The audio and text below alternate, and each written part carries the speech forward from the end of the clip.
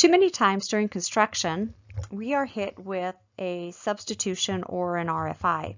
Sometimes we find that we missed including a spec for a material, or we find out we need to list 3 manufacturers. And thankfully, the internet holds most of the answers for us today.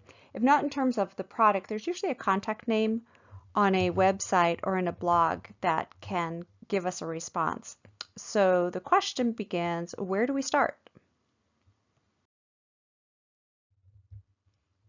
My answer is, well, it depends on what you're looking for. There are a lot of great sites, and these are the ones that I use.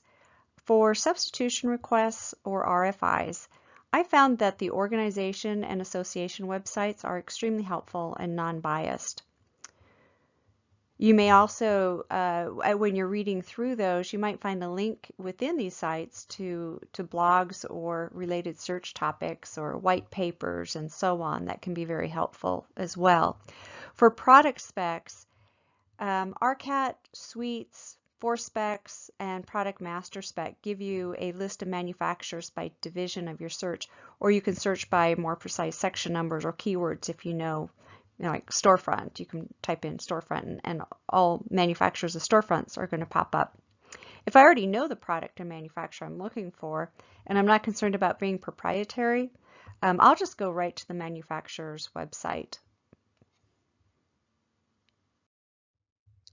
So besides the internet, for specification resources, you can copy a spec from a previous office project. That's likely the most time efficient if it's a product that you use in your office a lot, or a manufacturer that your office has been comfortable with. It might not be the same system that you're using, or it didn't perform as intended. So if you do use a spec section from a previous project, be sure to read it and make sure it applies to your project. Master guide specs, this might be a commercial system purchased by your company, such as SpecLink or Arcom Master Spec, or your office may have an Office Master that has been developed and evolved over the company's history. Manufacturer specs, again, I would say generally the majority of manufacturers in our industry have specifications available. If they're not on the website, give them a call or drop them an email and they can likely help you.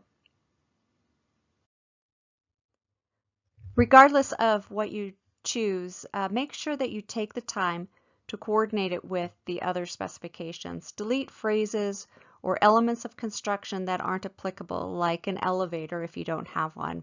And change the section numbers and titles and the project name to refer to your project. That is super embarrassing. The 5 minutes that takes can avoid unnecessary RFIs. If you want to learn more about specification resources and researching products, I'll have a full session on product research, evaluation, and selection coming down the road.